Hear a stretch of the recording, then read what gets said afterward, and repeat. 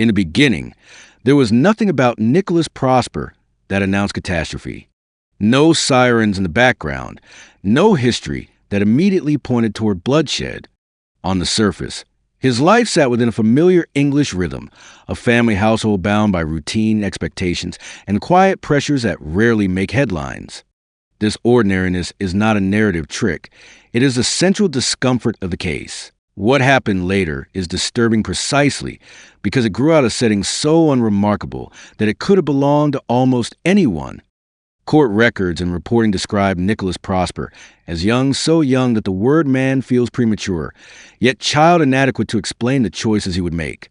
He lived with his family, dependent in the ways youth often is, embedded in a domestic environment defined by proximity and intimacy. The people who would later become his victims were not distant figures in his life. They were constants, a mother who had raised him, a younger sister whose presence was woven into the daily fabric of the home. Meals, shared spaces, unspoken family habits, these were the conditions under which the crime would later unfold. In reconstructing the early timeline, investigators did not uncover a household marked by public chaos or repeated police intervention. There was no immediate trail of prior violent offenses, no long criminal history that could be neatly used as a warning label. This absence matters. It forces the listener to confront a more unsettling question. How does lethal violence emerge in a place where, outwardly, life appeared stable enough to pass without alarm? Those who study violent crime often emphasize that the most dangerous shifts are not always loud. They occur internally, accumulating in silence. In the Prosper case, that silence looms large. Accounts from the investigation suggest no dramatic, precipitating argument broadcast to neighbors, no obvious final confrontation that others could easily point to and say, that was the moment everything changed. Instead, what emerges is a slow tightening of emotional space tensions that were either unseen, misunderstood, or kept hidden. Nicholas Prosper's youth is central to understanding this phase. Adolescence and early adulthood are periods defined by identity formation, emotional volatility, and an uneven relationship with consequence. Psychologists often describe this stage as one where thoughts can feel absolute and overwhelming, while the capacity to imagine long-term outcomes remains underdeveloped. This does not excuse violence, but it does frame the mental terrain in which such violence can take root. In Prosper's case, the court would later hear about a young person who had not yet fully crossed into adulthood, yet committed an act with irrevocable adult consequences. What investigators could say with certainty is that, prior to the killings, Nicholas Prosper was physically present in the family home, moving through shared spaces as he always had. This proximity is crucial. Crimes committed within families do not begin at the moment of violence. They begin earlier in thought patterns and emotional shift that go unnoticed or unaddressed. The home, often imagined as a place of safety, becomes instead a closed system where grievances real or perceived can echo without interruption. There is no evidence that the victims anticipated what was coming. Nothing suggests they lived in fear of him. This detail adds a layer of quiet tragedy to the case. The absence of defensive behavior, the lack of preparation, underscores the trust that still existed within the household. Trust is not merely emotional, it is practical. Doors left unlocked inside the home. Shared routines followed without suspicion. Ordinary evenings unfolding as they always had. For audiences drawn to inside the killer's mind, this phase is where discomfort begins to settle, not because it reveals monstrous behavior, but because it does not. Nicholas Prosper did not stand out as visibly dangerous in his daily life. He was not, by all available accounts, openly violent or erratic in a way that forced immediate intervention. This is not uncommon in domestic homicide cases, but it is no less chilling each time it appears. It confronts us with the limits of observation, how little we can truly know about what someone is carrying internally. In the days and hours leading up to the crime, nothing publicly marked the home as a future crime scene. There were no flashing indicators, no urgent calls for help. Life continued in its familiar pattern. And this continuity is essential to the emotional impact of the case. Violence did not interrupt chaos. It shattered normality. When journalists later attempted to reconstruct these early moments, they encountered gaps rather than answers. Motivations were unclear. Emotional triggers remained largely internal to Nicholas Prosper. This lack of clarity is not a failure of investigation, but a reflection of reality. Not all crimes offer clean narratives. Some leave behind only consequences, forcing survivors, courts, and audiences to grapple with unanswered why questions. The family context adds further weight. A mother and a younger sister are not symbolic victims. They represent relational bonds that carry deep emotional meaning. In family homicide cases, the act itself violates multiple social taboos at once: violence against women, violence within the home, violence by a son and brother. Each layer compounds the shock. Even before details of the killings are discussed, the mere identification of the victims tells us that this was not an impulsive street crime or a confrontation between strangers. It was intimate. It was close. It required crossing emotional boundaries long before physical ones. As the timeline advances toward the night of the killings, the atmosphere thickens not with action, but with absence. Absence of warning signs. Absence of intervention. Absence of understanding. This is where empathy becomes complicated. Audiences may feel a pull to understand Nicholas Prosper's internal state, while simultaneously feeling revulsion at what he would do. That tension is not something to be resolved neatly. It is part of the case's enduring power. By the end of this first phase, we are left standing in a familiar domestic space, aware that something irreversible is about to happen, but unable to pinpoint the exact moment when prevention was still possible. The home remains intact. The family is still alive. Yet, in hindsight, every ordinary detail feels fragile, as if balanced on the edge of collapse. This is the quiet before violence, not dramatic, not cinematic, but devastating in its normality. And it is precisely here, in this unsettling calm, that the Nicholas Prosper case demands our attention and refuses to let go. When violence finally entered the Prosper household, it did not announce itself with chaos visible from the outside. There were no crowds, no immediate witnesses, no public spectacle. What unfolded happened behind closed doors, within the same domestic space that had held ordinary family life only hours earlier. This is often the most disturbing feature of interfamilial homicide. The setting does not change, but its meaning does, instantly and forever. According to the facts established during the investigation and court proceedings, Nicholas Prosper killed his mother and his younger sister inside their home. The sequence of events, reconstructed by police, is necessarily precise in action, yet limited in emotional explanation. Investigators focus on what can be proven movements, timings, outcomes because motives, particularly in cases involving young offenders, often resist simple clarification. The killings occurred in a confined environment where familiarity worked against the victims. In such spaces, there is little room to escape and no expectation of danger from within. This is not speculation, but a pattern well documented in domestic homicide cases. Proximity and trust significantly reduce defensive behavior. The victims did not perceive Nicholas Prosper as a threat. That absence of fear, tragically, became a factor in their vulnerability. Police analysis confirmed that this was not an accident, nor a momentary loss of control that immediately stopped. 2 lives were taken. Each act required continuation. This point matters because it distinguishes impulsive harm from sustained violence.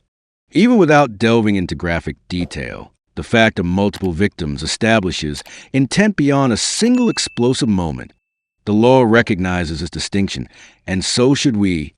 What remains unclear and deeply unsettling is the internal transition between thought and action. There is no verified evidence of a final argument escalating into violence that night. No recorded confrontation that can be pointed to as a spark. Instead, the timeline suggests that whatever internal decision Nicholas Prosper reached had already solidified before the first act occurred. This premeditative element does not necessarily imply long-term planning in the traditional sense, but it does indicate a psychological crossing of a line. For the victims, the experience was sudden and final. Their deaths were not preceded by public signs of danger or calls for help that could have brought intervention. This silence is one of the most haunting aspects of the case. In many domestic killings, neighbors report shouting or disturbances. Here, there is little to suggest that anyone outside the home understood what was happening until it was over. After the killings, the crime did not dissolve into confusion or immediate flight from responsibility. Instead, Nicholas Prosper remained within the orbit of the crime long enough for authorities to identify him as a suspect. This behavior is significant. In some cases, perpetrators attempt to erase themselves from the scene, physically and psychologically. Prosper did not vanish into anonymity. The investigation quickly focused on him, and the evidence led decisively in his direction. When police arrived and began piecing together what had occurred, the emotional weight of the scene was unmistakable. Two members of the same family, killed in their own home by someone who shared their name and their daily life. For investigators trained to maintain professional distance, such cases still carry a particular gravity. They represent not just the loss of life, but the collapse of a family unit from within. From a timeline perspective, this phase is brutally short. The act of killing occupies minutes or hours, but its consequences stretch indefinitely. For the purposes of understanding the case, it is important not to linger on the mechanics of violence, but on its implications. Each action Nicholas Prosper took that night narrowed the future to a single path, one that led directly to arrest, prosecution, and lifelong consequences. Public reaction, once the fact became known, was marked by disbelief. Media coverage emphasized the ages involved and the familial relationship, reinforcing the sense that this was a violation of deeply held social expectations. A son killing his mother, a brother killing his younger sister. These are not crimes society easily absorbs, and the emotional response reflects that resistance. Yet even amid outrage and grief, the question of why persisted. Journalists, commentators, and members of the public searched for explanations that might make the violence intelligible. Mental health, family dynamics, youthful instability. None of these factors, individually or collectively, provided a satisfying answer. The killings remained stark in their finality and sparse in explanatory clarity. For those interested in the psychology of violent offenders, this section of the timeline is particularly challenging. There is no manifesto, no recorded confession offering emotional insight into the moment of decision. Nicholas Prosper did not leave behind a clear narrative of his internal state at the time of the killings. What exists instead is a vacuum of space where meaning is inferred rather than stated. Legally, however, the facts were sufficient. Two victims, a single perpetrator, a domestic setting. These elements form the foundation of the prosecution's case. Emotional ambiguity does not weaken legal responsibility, and the court would later treat the actions with the seriousness they demanded. As the night ended and the investigation began, the focus shifted away from the violence itself and toward its aftermath. Evidence was collected. Statements were taken. The family home transformed from a private space into a forensic one. Every object, every room, was recontextualized through the lens of what had occurred there. This transformation from home to crime scene is symbolic as well as practical. It marks the moment when private tragedy becomes public record, when grief becomes subject to legal procedure and media scrutiny. For Nicholas Prosper, the violence had already locked in his future. For everyone else, the work of understanding and responding was just beginning. The night of violence did not answer questions. It created them. And as the case moved forward into arrest and prosecution, those unanswered questions would follow, unresolved and heavy, shaping how the story would be told and remembered. By the time Nicholas Prosper entered the criminal justice system, the violence itself was no longer the central unknown. What demanded attention now was the person who committed it. The focus shifted inward, toward age, psychology, and the uncomfortable task of examining how someone so young could carry out such an act against his own family.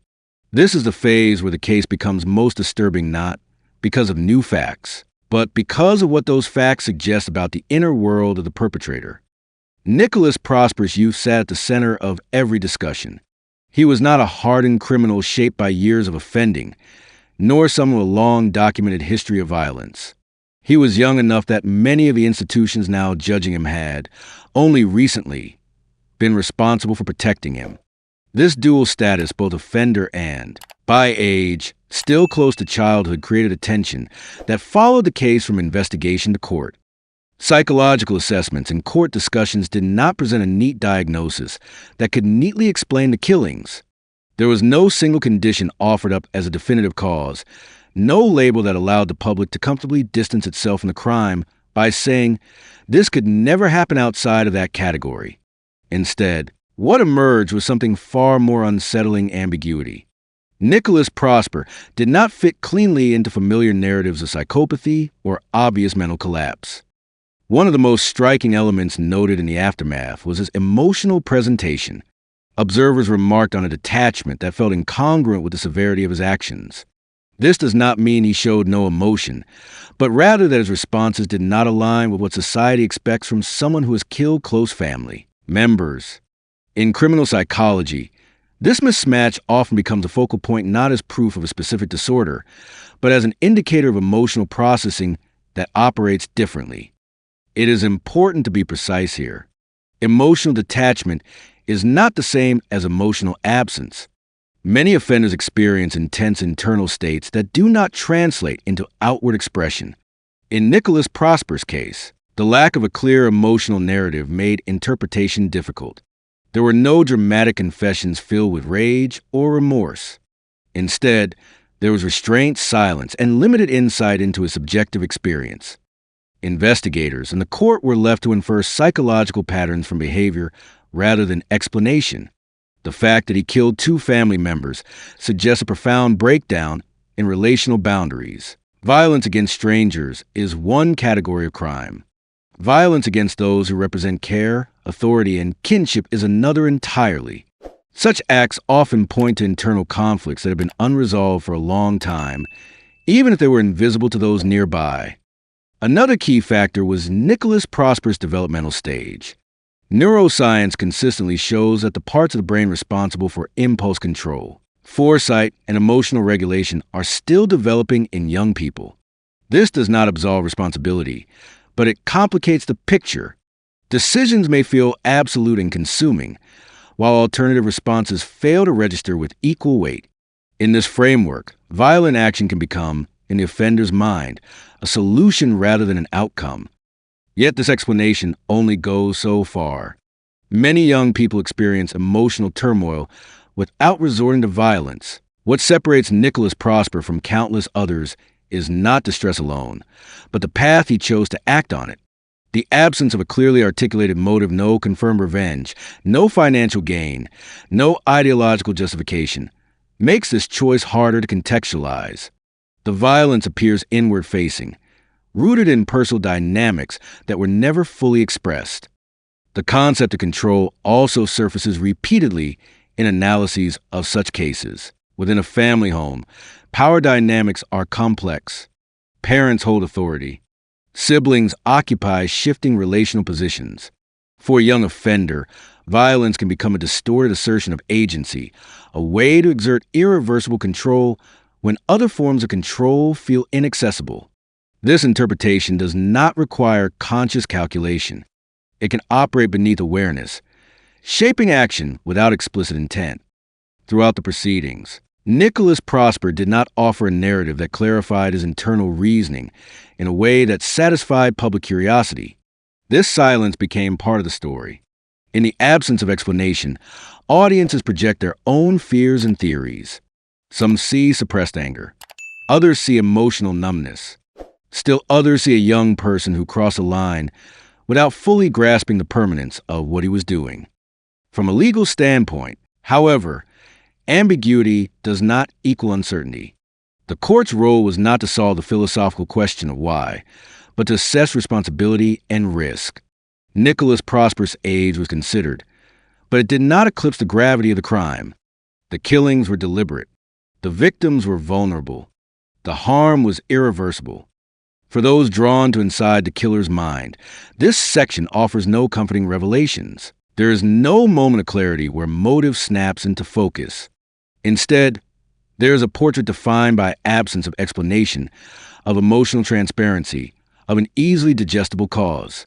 That absence is precisely what makes the case linger. It forces us to confront the limits of psychological understanding and the discomfort of not knowing.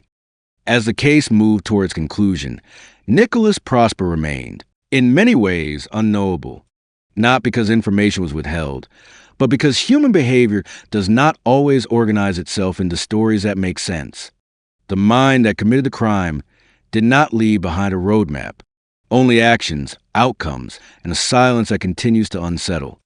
This unresolved interiority became the bridge to the final phase of the case, the legal resolution, and the broader questions left in its wake. Questions not just about Nicholas Prosper, but about how society detects danger, interprets youth, and responds when the unthinkable happens inside an ordinary home. By the time the case reached its legal conclusion, the facts were no longer in dispute. Nicholas Prosper had killed his mother and his younger sister. What remained was the task of translating that reality into a sentence that acknowledged both the severity of the crime and the age of the person who committed it. This final phase is where private tragedy becomes institutional judgment, and where society decides how it will respond to violence that originates inside the family. In court, the language shifted from shock to structure. Evidence was presented not to persuade the public, but to meet legal thresholds, intent, responsibility, and risk. The victims were no longer described only as family members, but as individuals whose lives had been unlawfully taken.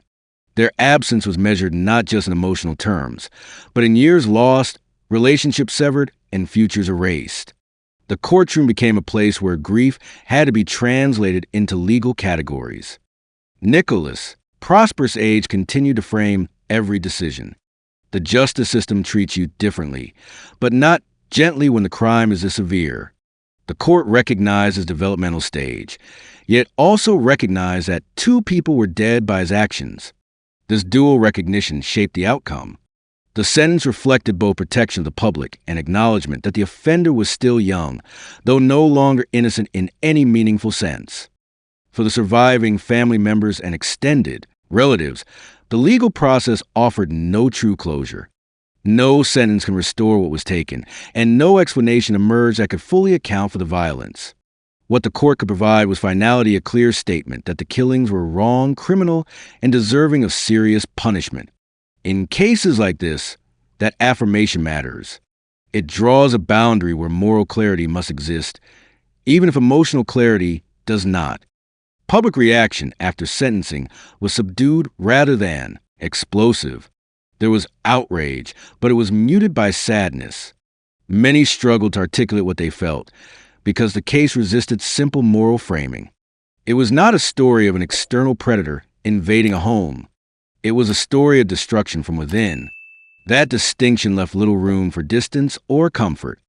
The deaths of Nicholas Prosper's mother and sister reverberated beyond headlines.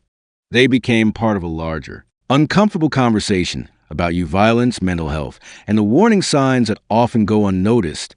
Commentators asked familiar questions. Could this have been prevented? Were there signals that were missed? The honest answer, based on the available evidence, remains uncertain. Hindsight sharpens perception, but it does not create facts where none existed. What this case ultimately exposes is not a failure of a single system, but the fragility of assumptions. The assumption that family equals safety. The assumption that youth equals harmlessness. The assumption that violence always announces itself in advance. Nicholas Prosper did not fit the image people expect when they imagine someone capable of such harm, and that mismatch is what makes the case linger in the collective memory. For audiences drawn to true crime, especially those interested in the psychology of offenders, the Prosper case offers no catharsis. There is no revelation that neatly explains everything. Instead, there is a stark reminder that understanding has limits. Some acts remain resistant to interpretation, no matter how carefully they are examined. The legacy of this case is therefore not a lesson neatly packaged, but a warning etched in absence. 2 lives ended. 1 life permanently defined by what it destroyed. A family erased from the shape it once held. These outcomes exist regardless of how well we analyze them. In the end, Nicholas Prosper's story is not just about a young killer. It is about the thin line between the ordinary and the catastrophic, and how quickly one can become the other without spectacle or warning. It forces us to sit with discomfort, to accept that some questions will remain unanswered, and to recognize that the most devastating crimes do not always come from the outside. They can come from within the walls we trust the most.